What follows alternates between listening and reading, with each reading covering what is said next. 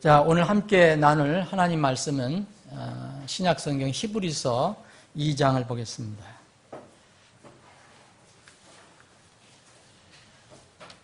다 오늘은 앉아서 읽으시기 바랍니다. 제가 읽겠습니다.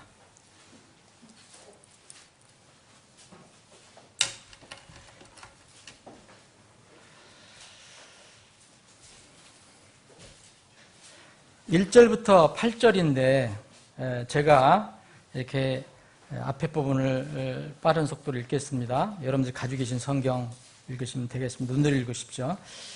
자, 히브리서 2장 1절 읽겠습니다. 그러므로 우리는 마땅히 지금까지 들은 것들에 더 열심히 주의를 기울여야 하리니 이것은 언제라도 그것들이 우리에게서 빠져나가지 못하게 하려 함이라.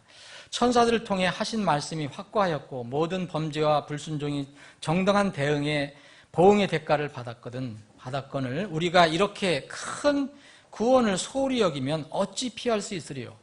이 구원은 처음에 주께서 말씀하기 시작하신 것이요 그분의 말씀을 들은 자들이 우리에게 확증한 것이니 하나님께서도 자신의 뜻에 따라 표적들과 이적들과 다양한 기적들과 성령님의 선물들로 그들에 대하여 증언하셨느니라. 그분께서는 다가오는 세상, 곧 우리가 말하는 그 세상을 천사들에게 복종시키지 아니하셨느니라. 그러나 한 사람이 어떤 곳에서 증언하여 이르되 사람이 무엇이기에 주께서 그를 깊이 생각하시나이까? 사람의 아들이 무엇이기에 주께서 그를 찾아오시나이까? 주께서 그를 천사들보다 조금 낮게 만드시고 그에게 영광과 존귀로 관을 씌우시며 그를 주의 손으로 지으신 것들 위에 세우시고 모든 것을 그의 발 아래에 두어 복종하게 하셨나이다 하였으니 그분께서 모든 것을 그의 발 아래, 그의 아래 두어 복종하게 하셨는지 그의 아래 두지 아니한 것이 하나도 없도다. 그러나 지금 우리는 아직 모든 것이 그의 아래 놓인 것을 보지 못하고 9절만 함께 여러분들과 읽겠습니다. 시작합니다. 다만 예수님을 보노니 그분께서 죽음의 고난을 당하시려고 천사들보다 조금 낮게 되셨다가 영광과 존귀로 관을 쓰신 것은 하나님의 은혜로 말미암아 모든 사람을 위하여 죽음을 맛보려 하심이라. 제가 여러분들을 위해서 한 구절을 더 봉독합니다. 요한일서 3장입니다. 1절, 2절, 3절입니다. 보라, 아버지께서 어떠한 사랑을 우리에게 베푸사 우리가 하나님의 아들들이라 불리게 하셨는가. 그런즉 세상이 우리를 알지 못함은 세상이 그분을 알지 못하였기 때문이라. 사랑하는 자들아, 이제 우리는 하나님의 아들들이니라. 우리가 앞으로 어떻게 될지는 아직 나타나지 아니하였을 때 그러나 그분께서 나타나시면 우리가 그분과 같게 될 줄 아노니 이는 우리가 그분을 지금 계신 그대로 볼 것이기 때문이다. 그분 안에서 이 소망을 가진 자마다 그분께서 순결하신 것 같이 자기를 순결하게 하느니라. 아멘. 아버지 하나님, 하나님의 이름을 높이고 하나님의 영광을 찬양합니다. 오늘 이 복된 주일날 아침에 주님께서 예배하신 이 시간에 하나님의 영광과 은혜의 조그만 부분이라도 저희들이 영혼으로 맛을 볼 수 있도록 체험할 수 있도록 지금 이 시간에 성령께서 임재해 주시고 이 시간을 주장해 주시길 원합니다. 우리는 이 정해진 짧은 시간에 말씀에 완전히 들어가서 오직 우리 눈에는 예수님만 바라보는 이 시간이 되게 하여 주시옵소서. 거룩하신 예수님의 이름으로 기도하옵나이다. 아멘. 이 앞에 부분 우리가 지금 읽은 히브리서 2장은 여러분들이 잘 아시는 것처럼 뒤에 구원을 강조하고 특히 6절부터 8절 앞에 부분까지는 이미 기록되어 있는 시편 8편에 있는 말씀을 다시 히브리 기자가, 저는 바울 사도라고 믿는데 이 바울 사도가 그 시편 8편에 있는 내용을 일부 인용해서 기록을 한 겁니다. 그 시편 8편을 보시면 이게 다윗의 시편입니다. 다윗이 기록한 건데 물론 하나님께서 성령을 감동하셔서 기록하게 하신 거죠. 거기에 시편 8편에 보면 이 다윗은 사람에 관해서 얘기합니다. 사람을 왜 이렇게 하나님께서 참으로 사랑하셔서 이렇게 귀하게 여기셔서 이렇게 귀한 일을 우리에게 베풀어 주셨나. 그래서 사람이 무엇이기에 이렇게 사람을 깊이 생각하시고 또 사람의 아들이 무엇이기에 그를 찾아오셨나. 내 천사들보다 조금 낮게 만드시고 그런데 영광과 존귀로 관을 씌웠다. 그러시면서 주께서 하나님께서 그 사람으로 하여금 주의 손으로 지으신 것들을 지배하게 하셨다. 모든 것을 그의 발 아래 두셨다.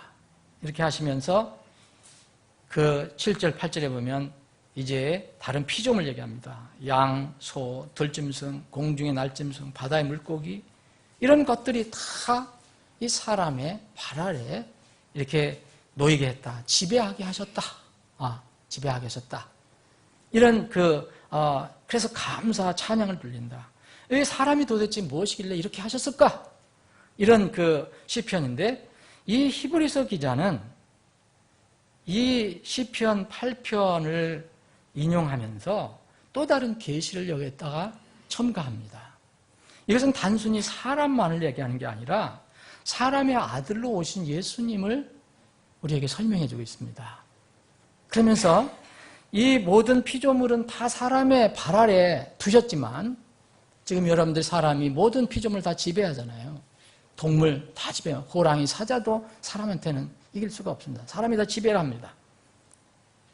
그런데 여기서는 이제 이 히브리서 기자는 구원을 얘기하시면서 이 천사들을 통해서 하신 말씀이 확고하게 이렇게 확정됐는데 이런 큰 구원을 소홀히 여기면 정말 그 징벌을 피할 수 없다. 그러면서 다가오는 세상을 이제 천사들에게 복종시키지 않았다. 여러분, 다가오는 세상, 이건 우리가 기다리는 세상입니다. 예수님께서 다스리시는 세상. 그러시면서 어떤 사람이 무엇이기에 그를 깊이 생각했을까? 왜 사람의 아들이 무엇이기에 하나님께서 그를 찾아오셨을까? 이게 시편 8편에 있는 그 말씀을 인용하시면서 이제 그 뒤에는 조금 다르게 이 말씀을 정리를 합니다. 그래서 8절에 보면 모든 것을 그분 아래 두어 복종하게 하셨은지요. 시편 8편에는 모든 동식물들, 여기는 또 다른 것을 이야기합니다. 모든 그 아래 두지 아니었으면, 만약 그분께서 모든 것을 그분 아래 두지 복종하게 하셨은지 그 아래 두지 아니하신 것이 하나도 없도다. 그런데 지금은 우리는 아직 모든 것이 그분 아래에 놓인 것을 보지 못한다. 다만 지금 예수님을 본다. 예수님이 이제 구원을 위해서 오셨다가 다시 올라가셨는데 그분을 지금 바라본다. 그분께서 죽음의 고난을 당하시려고 천사들보다 조금 낮게 사람의 몸으로 오셨다는 거죠. 그래서 모든 사람을 위해서 죽음을 맛보려 하셨다. 이런 이제 말씀을 정리를 합니다. 아직 모든 것이 그분 발 아래 놓인 것을 우리는 아직 보지 못한다. 지금 우리가 살고 있는 이 시대를 말합니다. 그런데 이 사도 요한은 요한일서 3장에서 우리가 또 읽은 부분에 보면 우리가 하나님의 아들로 이제 태어났는데 믿음을 통해서 우리 하나님 아들들이 됐는데 실제로 신분은 받았지만 앞으로 어떻게 대해야 할 것인가에 대해서는 아직 나타나지 아니했다. 아직 아니다. 그러나 그분께서 나타나시면 그분께 우리가 그분과 같이 될 것을 확신한다. 그래서 오늘 이 제가 말씀의 제목은 이렇게 달아봤습니다. 아직 아니지만 그러나. 이 아직 아니지만은 여러분 두 군데의 성경에서 보셨겠지만 영어로는 not yet입니다. not yet. 아직은 아니에요. 그러나 아직 나타나지 않았으나 그분께서 나타나시면 우리가 그분과 같이 갖게 될 줄 안다.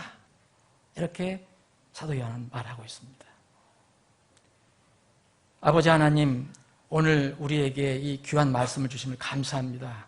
주님이 원하시는 방향으로 이 시간을 이끌어 주시고 이 말씀이 우리에게 짧은 시간이지만 생명의 귀한 양식이 되게 하여 주옵소서. 예수님의 이름으로 기도합니다. 아멘. 공부를 잘하려면요, 여기 중고등부 학생들 다 공부 잘하길 원하잖아요. 초등학교 학생들 공부 잘하려면 질문을 잘해야 한다고 그래요. 연구 잘하려면 사물의 원리에 대해 끊임없이 의문을 가져야 잘 연구를 한다는 말이 있습니다. 암기 과목이면은 열심히 밤새워서 노력하면 돼요. 그러나 예를 들어서 수학, 과학 같은, 제가 수학, 과학을 잘 못하거든요. 수학, 과학 같은 공부를 하면 무조건 암기 되는 게 아닙니다. 이런 과목은 탐구성이 강한 사람이 좋은 결과를 얻을 수 있어요. 어떤 연구를 한다든지 또 무엇을 살핀다 하면은 뭔가 어떤 진리 어떤 결과를 이게 찾아내는 거 아닙니까? 인생도 의문과 질문으로 가득 차 있습니다. 그러면 인생의 진리를 알려면 질문이 있어야 돼요. 질문 없는 사람은 찾기 어렵습니다. 나는 어디에서 온 것일까? 나는 도대체 어디로 갈 것인가? 제가 젊었을 때, 청년 때 많이 고민해봤던 겁니다. 요새 말하면 소위 속된 말로 개똥철학 책을 많이 읽으면서 이런 것이 많이 질문이 왔어요. 도대체 뭐냐 이게?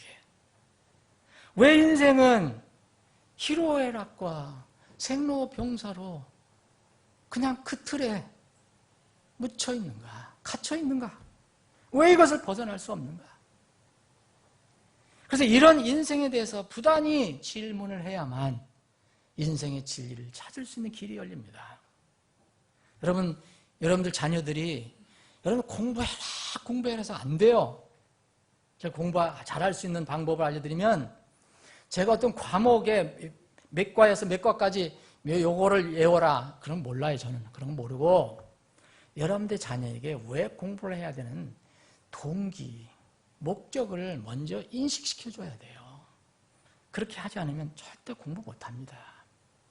그거 인식시켜주면요, 자기가 알아서 해요. 그거 못하고 그냥 무조건 부모의 욕심대로, 목표대로 그냥 너 공부해, 너 이거 잘해. 그럼 왜 잘해야 되는지 모르잖아요. 엄마를 위해서 하는가 봐, 나는. 아빠를 위해서 하는가 봐. 네. 공부는 사실 누구를 위해서 하는 거예요? 자기 자신을 위해서 하는 거예요. 그 공부하는 목적을 알려줘야 됩니다. 그게 확실히 갖춰지면 저는 공부는 자기가 알아서 한다고 생각해요. 여러분, 공부 잘하는 아이들 보세요. 여러분, 부모님이 너 왜 공부 안 해? 그럽니까? 아유, 너 좀 자면서 해라. 그러죠. 안 그래요? 너 먹으면서 좀 해. 근데 공부 안 해도 이놈 자식 만날 잠이나 자고 처먹기만 하고 공부는 안 한다고. 동기가 없으니까. 왜 공부해야 됩니까? 왜 예배 드리는지 몰라요. 우리 청년 형제 자매들, 이게 중고등학생들 시험 잘 빠져. 이유가 뭐예요? 목적을 몰라. 왜 예배 드리는지 몰라. 엄마가 가니까, 아빠가 가자고 그러니까 겨우 가서 앉아 있는 거야. 하품이나 뻑뻑하고. 의미를 모르는 거예요. 여러분, 그렇게 가르치지 마세요. 분명히 왜 예배를 드려야 하는가? 왜 예수님을 믿어야 하는가? 이걸 알려줘야 돼요. 공부 마찬가지예요. 인생도 마찬가지입니다. 여러분, 관심이 없는 사람 질문도 없어요. 답도 필요 없습니다. 그냥 되는 대로 살아가는 거예요. 여러분, 전도나 구원 상담할 때 제일 힘든 사람이 뭔지 아세요? 여러분 경험하셨죠? 무관심한 사람. 무관심한 사람. 뭐 하나님이 창조하셨으면 어떻고 창조 안 했으면 어때요? 여러분, 이게 무슨 의미가 있습니까, 여러분? 그러니 지옥 얘기하고 천국 얘기하고 죄 얘기해도 무슨 의미인지 모르는 거예요. 우선 눈에 보이는 밥 이야기, 먹는 이야기, 노는 이야기 하면 뭘까? 그런데 질문을 잘하는 사람, 거의 그래요. 제 경험해 보면 구원 상담할 때나 전도 상담할 때 몇 가지 질문하는 사람, 이렇게 막 설명할 때 그 목사님 이거 왜 그러죠? 그건 왜 그랬죠? 질문하는 사람 거의 나중에 기도합니다. 영접 기도해요.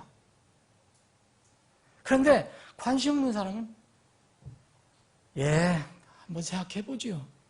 그럼 끝이에요. 사랑하는 여러분, 동물, 곤충 등은 연구를 위해서 죽이기도 합니다. 여러분 아시죠?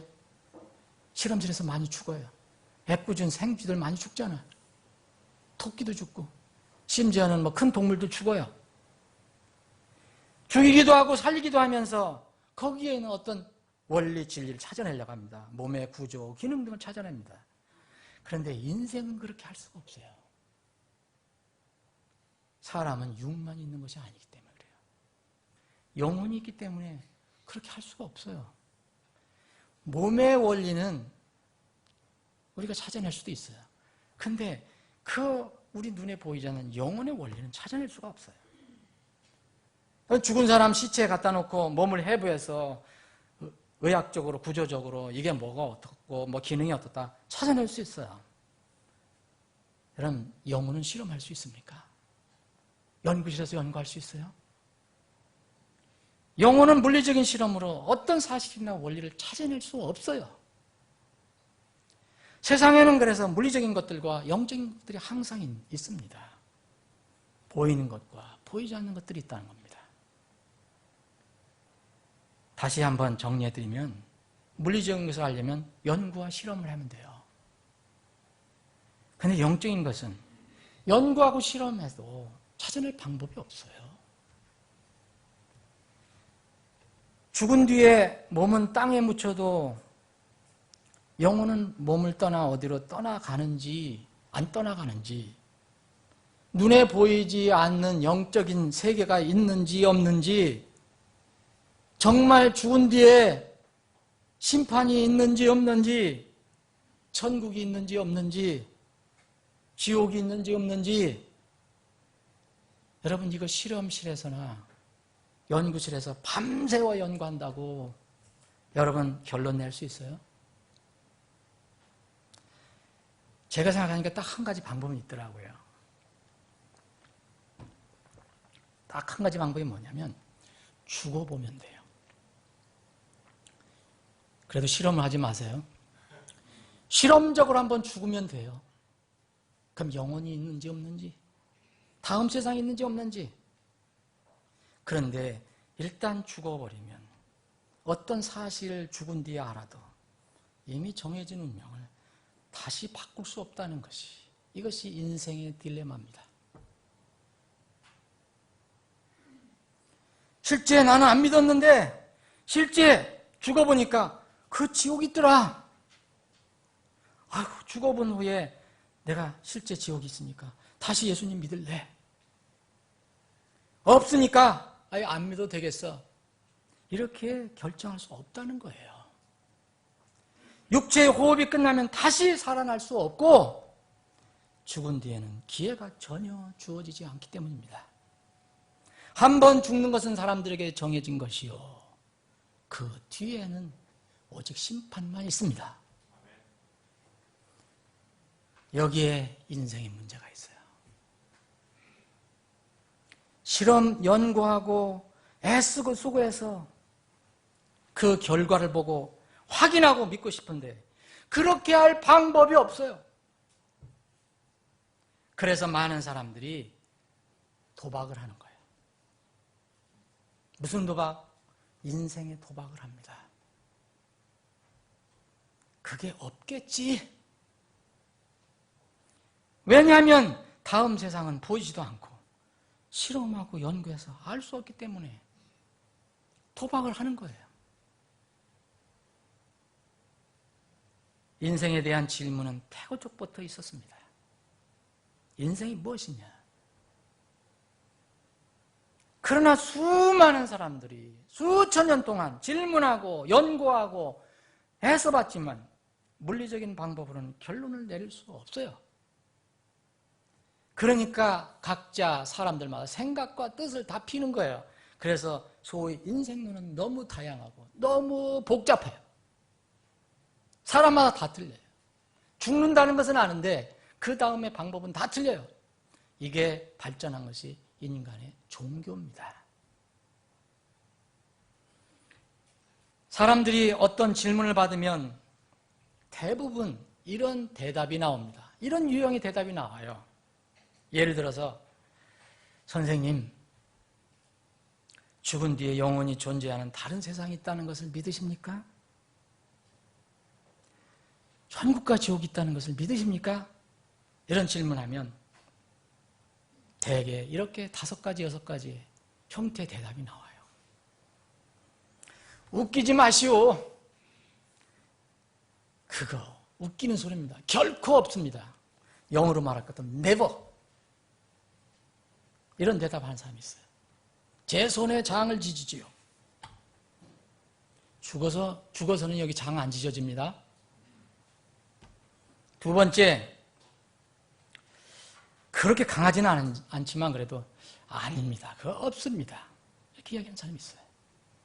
No. 세 번째, 이런 사람이 있습니다. 글쎄요, 아직 잘 모르겠는데요. 영어를 써서 죄송합니다. 이해를 돕기 위해서 그럽니다. Well, I don't know yet. 아직 모르겠습니다. 그런데 또 어떤 사람이 이런 사람이 있습니다. 야, 제가 눈에 보진 않았지만 아마도 그럴 것 같아요. 이거는 probably. 이런 사람들이 있어요. 여러분들 보면. 이런 사람들에게 전도를 하면 잘 먹힙니다. 5번째는 확실히 믿습니다. 분명히 있음을 믿습니다. 대부분 이렇게 질문하는 사람들은 구원받은 사람들. 구원받지 않은 사람들 중에서도 다음 세상을 믿는 사람들이 있어요. 천국과 지옥 있는 것을 믿는 사람이 있어요. 이런 사람들은 정말 전도하기가 좋죠. 확실합니다. certainly. 그리고 마지막으로는 이런 사람이 있어요. 그가 천국이 있으면 어떻고 지옥이 있으면 어때요? 상관없어요. 관심 없는 사람이 있어요. I don't care. 저는 상관없습니다. 사랑하는 여러분, 이 6가지 질문 중에서 여러분들의 질문은 답은 무엇입니까? 하나님은 성경을 통해서, 하나님 말씀을 통해서 오늘 히브리서 2장에도 있습니다. 그 귀한 구원, 큰 구원을 정말 소홀히 여기면, 무시하면, I don't care 하면 정말 큰일 난다는 겁니다. 하나님은 성경을 통해서, 말씀을 통해서 이와 같은 질문을 계속 하고 계세요. 그 답은 각자의 몫입니다. 여러분 각자의 몫이에요. 그래서 자신의 미래 운명은 자신이 책임지는 거예요. 하나님 책임이 아닙니다. 왜 사람이 어리석으냐 하면요, 보는 것만 믿고 실험에서 나온 결과만 신뢰하려고 하는 것 때문에 어리석은 거예요. 하나님이 요구하시는 믿음은 뭐냐? 보는 것을 믿는 것은 믿음이라고 하지 않으셨습니다. 보이지 않는 것을 믿는 것이 믿음이라고 했어요. 우리는 보이는 것들을 바라보지 아니하고 보이지 아니한 것들을 바라보나니 보이는 것들은 잠깐 있을 뿐이나 보이지 아니하는 것들은 영원하리라. 여러분, 우리는 이 땅에서 아무리 살아봐도 1세기 못 살아요. 잠깐입니다. 보이는 것. 그런데 하나님께 말씀하신 그 다음 세상은 이거는 계산을 못해요. 그걸 바라본다고 그랬습니다. 여러분, 그렇다고 보이지 않는다고 아무거나 다 믿으면 안 돼요. 여러분, 하나님의 말씀을 믿는 것입니다. 그런즉 이와 같이 믿음은 들음에서 나고 들음은 하나님 말씀에서 나느니라. 그래서 우리의 믿음은 우리가 소망하는 것의 실체가 되는 것입니다.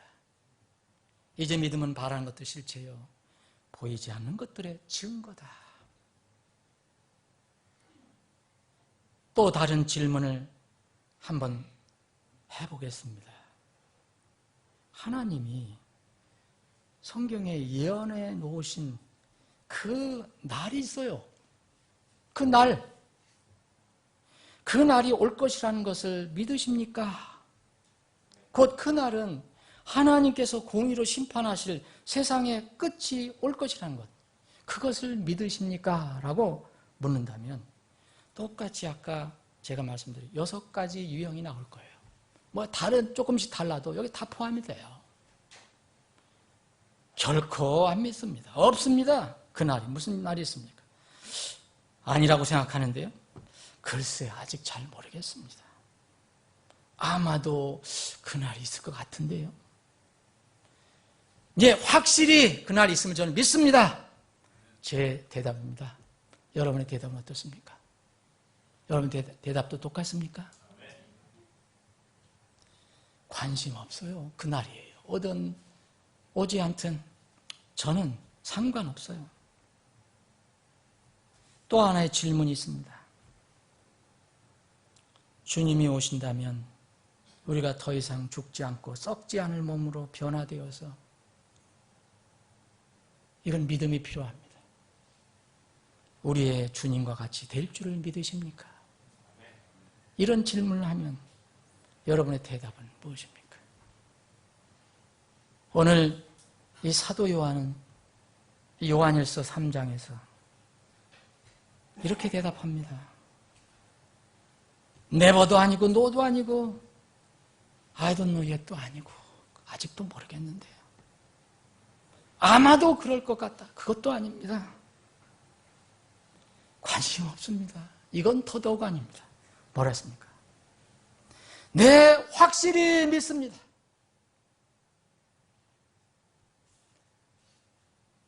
사랑하는 자들아, 이제 우리는 하나님의 아들들이니라.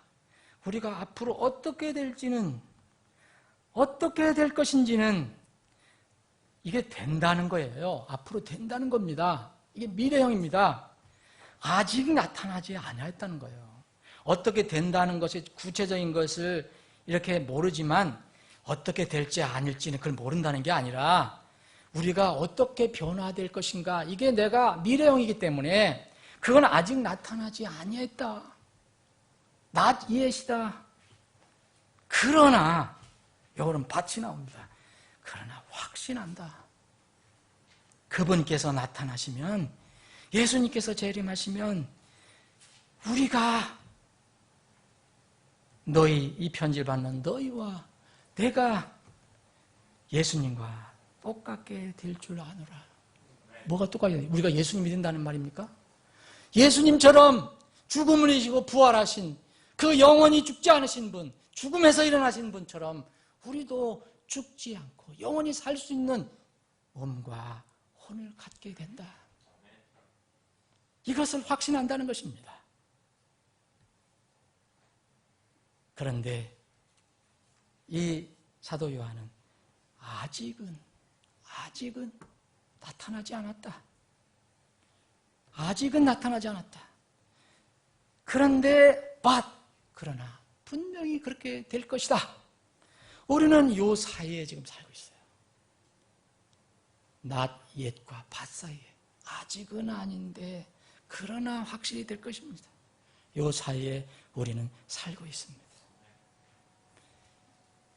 히브리서 기자는 히브리서 2장에 보면 예수님이 오시면 모든 만물이 그분 발 앞에 다 엎드리게 된다 그랬어요. 사람은 하나님께, 다윗이 처음에 고백한 건 어떻게 사람을 이렇게 만드셔서 저는 어떤 동식물 모든 것들이 다 지배하게 하실까? 그런데 이 히브리서 기자는 조금 더 진보해서 예수님이 오실 때는 모든 만물, 여러분 모든 만물이라면 여러분 동식물만 해당되겠습니까? 사람들도 해당이 되는데 사람들, 구원받은 사람들만 해당됩니까? 그렇지 않습니다. 구원받지 않은 사람도 모두 해당됩니다. 그분 앞에 무릎을 꿇게 돼 있어요. 안 믿던 사람들도 그때 가서는 다 인정을 합니다. 단 늦었다는 것뿐이에요. 늦었다는 것뿐. 바울 사도는 그래서 우리가 아직 죽은 자들의 부활에 이르지 못했다. 우리 손에 아직 잡은 것은 아니다. 그런데 곧 잡게 될 것이다. 그 목표를 향해서 나는 계속 나아간다라고 고백했습니다. 이것은 모호한 것이 아닙니다. 너무 확실한 것입니다. 다만 시간상 아직 이르지 않은 것뿐이라는 겁니다. 사랑하는 여러분, 하나님이 살아계신 것을 믿으십니까? 천국과 지옥이 실제 존재한다는 실존을 믿으십니까? 그러면 여러분이 구원에 대한 여러분의 대답은 내가 구원을 받았어, 안 받았어? 여러분 구원을 받았느냐? 누가 구원을 받으셨습니까? 하면 여러분의 대답은 어떠한 것입니까? 확실합니까? 모호한 겁니까? 아니면 노입니까? 예스입니까? 아니면 아직 낮 예십니까? 아직은 아닙니다. 그러면 희망이 있습니다. 아직은 아니라면 주님이 오실 때까지는 기회가 있는 것입니다. 예수님께서 공생애 때 이렇게 말씀하시면서 사역하시면서 이런 말씀을 참 많이 했어요. 여러분들 찾아보세요. 요한복음 특히 찾아보세요. 아직은 내 때가 아니다. 아직은 내 때가 아니다. 예수님의 때는 뭡니까? 하나님 아버지께서 예수님을 십자가에서 세상의 모든 죄를 대속하시기 위해서 못 박는 날. 오늘 히브리서 기자가 얘기한 것처럼 죽음을 맛보시는 날. 그 날을 얘기하죠. 그 날을 아직은 아니라고 했어요. 때가 아니다. 그래서 아무리 사람들이 잡으려고 했어도 예수는 못 잡았어요. 그런데 마지막 하나님 때가 갖고 왔을 때는 예수님이 스스로 잡혀주십니다. 그래서 내 때는 아직 아니다, 내 때는 아직 아니다 라는 말씀하셨는데 이미 이 때는 지났습니다. 지금. 그 때는, 그 순간에는 아직 아니다, not yet이었지만 지금은 이루어졌습니다. 우리가 기다리는 아직 아니다, 곧 이루어질 것입니다. 구원이 확실한 사실이라면, 내가 분명히 하나님의 자녀라는 것을 확신한다면, 다시 한번 읽겠습니다. 요한 1서 3장 1절. 보라, 아버지께서 어떤 사랑을 우리에게 베푸사 우리가 하나님의 아들이라 불리게 하셨는가? 그런즉 세상이 우리를 알지 못하면 세상이 그분을 알지 못하기 때문이다. 믿지 않는 사람들과 얼마나 확연한 차이가 있습니까? 사랑하는 여러분, 여러분 하나님의 아들들이십니까? 그것이 확실한 사실이라면 여러분은 그 영광의 날이 여러분들 앞에 펼쳐질 것이라는 것을 정말 믿습니까?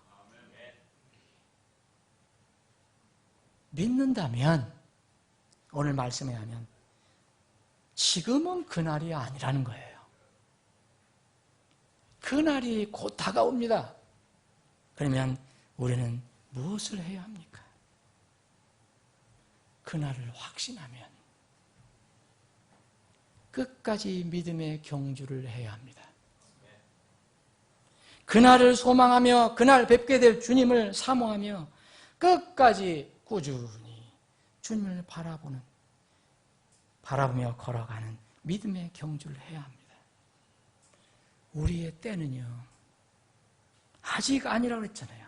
그러나 곧 나타나시면 우리의 때는 언제 닥칠지 모릅니다. 예수님은 당신의 때를 분명히 정확히 알고 있어요. 여러분들 여러분의 때 아십니까? 저 제 때 몰라요. 저 내일 일 몰라요. 요한복음 7장 6절에 보면 예수님께서 말씀하셨습니다. 내 때는 아직 이르지 아니하였거니와 너희 때는 늘 준비되어 있느니라. 주님께서 갑자기 오셔서 우리에게 우리의 열매를 요구하실 수 있어요. 마가복음 11장에 보면 무화과 나무 사건이 나와요. 예수님께서 시장하셨습니다. 그래서 부지런히 무화과 나무 밑으로 가셔서 열매를 구하셨어요. 찾아보셨어요. 열매가 하나도 없었어요. 예수님 그냥 지나가셨습니까? 어떻게 하셨습니까? 예수님께서 그 무화과 나무를 저주하셨어요. 말라 비틀어 죽었습니다. 그런데 거기에 보면은 아직 무화과의 때가 아니라라는 말씀이 있어요. 근데 예수님은 그 열매를 요구했어요. 여러분, 이거 무화과 나무 이야기 아니에요. 무화과 나무 무슨 영혼이 있습니까? 이건 제자들을 가르쳐 주시기 위해서 하신 말씀이에요. 여러분들과 저를 가르쳐 주기 위해서 하신 말씀이에요. 우리 때는 늘 준비되어 있으니까 주님이 어느 날 갑자기 오셔서 너희 때가 준비됐냐고 물으세요. 그리고 무화과 나무 열매를 내놓으라고 말씀하셔요. 그런데 사람들은 세계적인 영적 상황이 어떻게 돌아가는지도 모르고 주님 오실 때가 가까이 온 줄도 모르고 지금 점점 육신의 깊은 잠에 빠져가고 있어요. 여기에 계신 분들도 있을 수 있어요.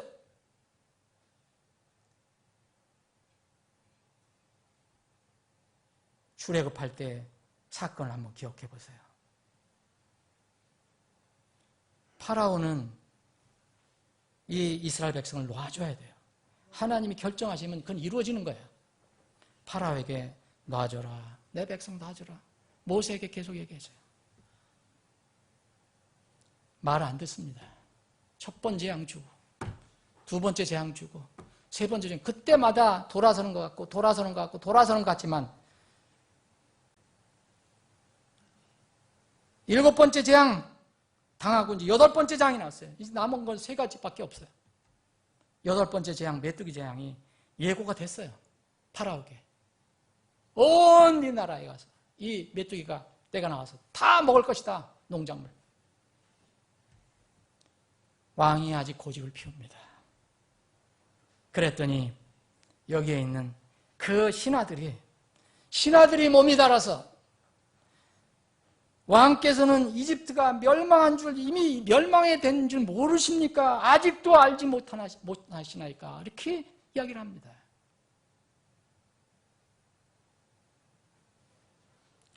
주님께서는 종종 이런 말씀하셨어요.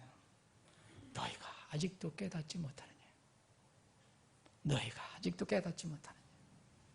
너희는 이 일기를 보고 나서 저녁에 노을이 붉으면 그 아침에 그 이튿날 비가 올걸, 날이 흐를걸, 너희들이 정말 그렇게 잘 알면서 왜 이 세상 돌아가는 것은 모르느냐?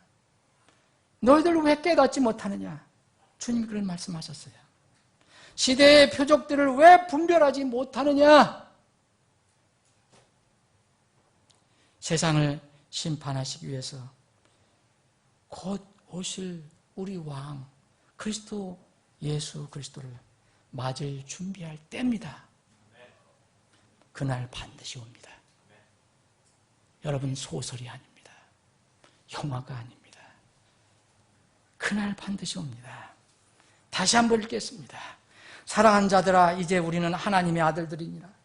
우리가 앞으로 어떻게 될지는 아직 나타나지 아니하였으되 그러나 그분께서 나타나시면 우리가 그분과 같게 될 줄 아노니 이는 우리가 그분을 지금 계시는 그대로 볼 것이기 때문이다.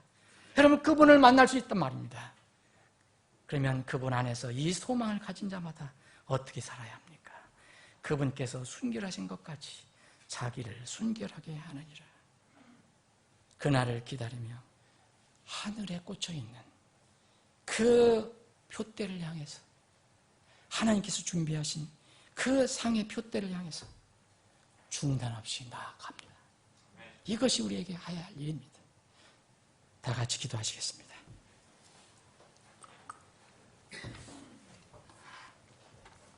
잠깐 기도하는 시간 갖겠습니다. 다 머리 숙여주시고 눈을 감아주시고 기도하는 시간 갖겠습니다. 마귀는 말씀을 무척 싫어하고 미워합니다. 말씀의 씨앗이 뿌려지자마자 이 날짐승을 동원해서 잽세게 그것을 몰아가 버립니다. 채버리고 맙니다. 그 아무 소용이 없습니다. 주님께서 다 교훈으로 주신 말씀입니다. 그리고 여러분들 마음이 딱딱한 마음 받치면 오늘 말씀 하나도 들어가지 않습니다. 그냥 졸리기만 하고 저게 무슨 소린가 이런 생각만 들 것입니다. 여러분 마음이 갈아져야 합니다. 여러분들 마음속에 있는 돌짝이 다 없어져야 돼요. 가진 엉쿨이 다 없어져야 돼요. 여러분 그 마음을 위해서 그렇게 기도해 보십시오. 그러면 잠깐 들은 말씀이 새롭게 이런 말씀 밭에 이런 마음의 밭에 심겨질 수 있습니다. 사랑하는 여러분, 이 말씀을 오늘 들으신 분 그리고 인터넷을 통해서 들으신 분 중에서 구원의 확신이 없으신 분은 미루지 마시기 바랍니다. 이 큰 구원을 소홀히 여기면 피할 길이 없습니다. 인생의 도박을 하는 것이 얼마나 위험합니까? 그건 분명히 있습니다. 다음 세상이 있고 우리 영혼이 있고 지옥과 천국이 있고 죄의 문제를 처리하지 못한 사람들은 지옥불에 떨어지게 되어 있습니다. 사람이 만든 것이 아닙니다. 하나님께 정하신 것입니다. 사람이 어떻게 할 수가 없습니다. 우리는 하나님 말씀을 따라가는 것이 가장 지혜로운 것입니다. 예수 그리스도를 여러분의 개인의 구원자로 믿고 여러분의 죄를 위해서 십자가에서 못 박히시고 여러분의 죄를 위해서 묻히셨다가 부활하신 분이심을 믿고 마음으로 그분을 받아들이시기 바랍니다. 그것이 구원입니다. 오직 그분만 유일한 길입니다. 거기에 여러분 생각과 여러분의 행위와 여러분의 공로와 다른 어떤 사람도 거기에 붙여서는 안 됩니다. 오직 예수 그리스도만 여러분을 구원하는 구원자이십니다. 여러분 하나님의 사랑을 받고 하나님의 아들들이라고 불리게 되었습니까? 그러면은 여러분 하나님의 아들들이라면 하나님의 아들들이 기다리는 게 무엇입니까? 주님이 나타나시는 겁니다. 우리가 주님이 나타나시면 우리가 어떻게 변화될지 우리 약속을 받았지만 아직은 미래형입니다. 아직 나타난 것이 아닙니다. 아직 실현된 것은 아닙니다. 그런데 곧 그분께서 나타나시면 우리가 예수님처럼 죽지 않고 썩지 않을 그런 영화로운 몸으로 바뀌게 됩니다. 그것을 믿으십니까? 정말 믿으신다면, 그 답이 확실하다면 이 소망을 가진 여러분은 그분을 따라가야 합니다. 그분께서 순결하신 것 같이 여러분들도 말씀을 붙잡고 순결하게 살아가야 합니다. 우리 때는 우리가 정할 수 없습니다. 주님이 갑자기 정하십니다. 그 때는 주님께 정하시고 그 때가 끝날 때는 주님께서 우리에게 무화과나무의 열매를 요구하실 것입니다. 부디 그러한 결단을 하시는 여러분들이 되시기를 바랍니다.